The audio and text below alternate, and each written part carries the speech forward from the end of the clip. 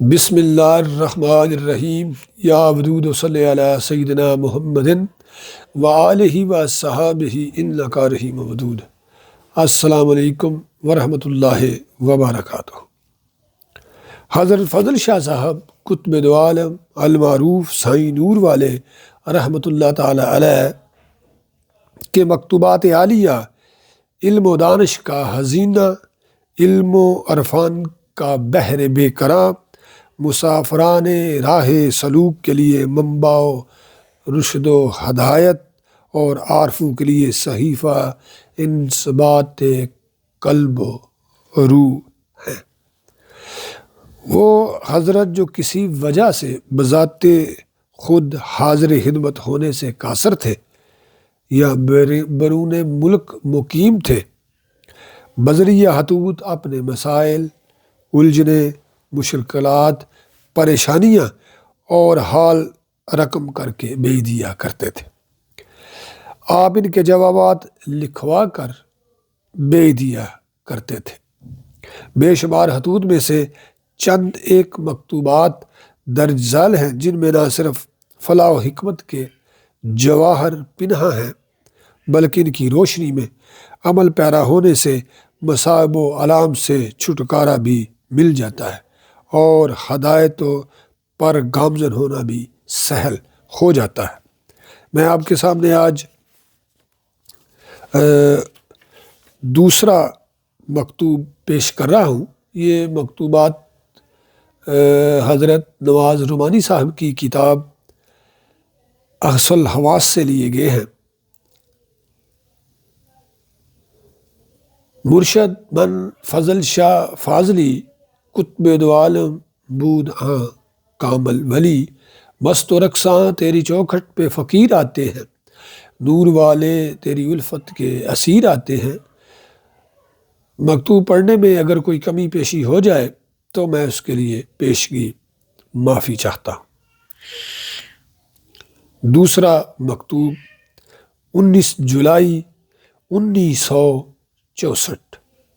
اللہ کے پیارے حضرت حسن انصاری، السلام علیکم ورحمۃ اللہ وبرکاتہ۔ ذکر حق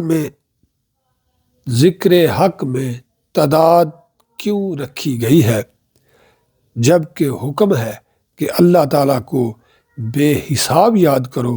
تو اس ضمن میں بزرگان دین حضور پر نور حضرت سائیں فضل شاہ صاحب قطب دو عالم المعروف سائیں نور والے فرماتے ہیں کہ جزو میں تعداد ہونا نہایت ضروری ہے۔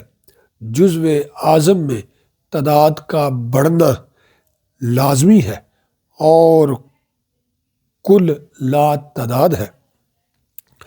جزو میں حکم کی ادائیگی ہے۔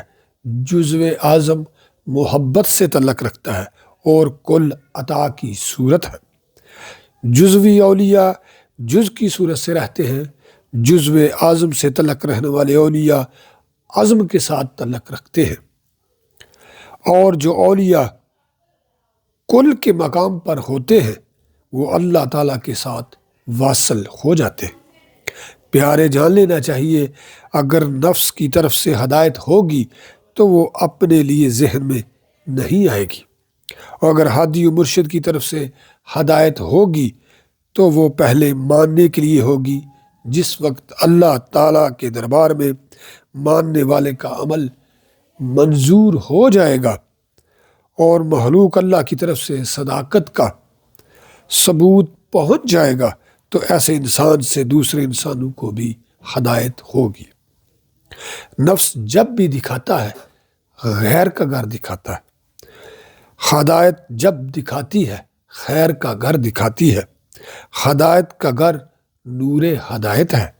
مثلا جب انسان خود بدعتی ہوتا ہے، اس کو اللہ تعالیٰ کی مخلوق بدعت میں پھنسی نظر آتی ہے، اور جو شرک خفی یا جلی میں مبتلا ہو اسے اللہ تعالیٰ کی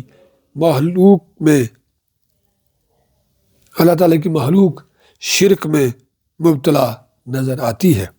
حقیقتاً مخلوق اللہ کی اور اللہ مخلوق کا۔ جس وقت غیر کی کوئی صورت نظر آئے تو گریبان میں اپنا منہ جھانک کر دیکھنا چاہیے۔ جو اس طرح اپنا محاسبہ کرے گا وہ غیر صفت سے پاک ہو جائے گا۔ جو انسان نفس کے پنجے میں پھنس جائے اسے مخلوق میں کیڑے اور عیب نظر آنے لگ جائیں گے۔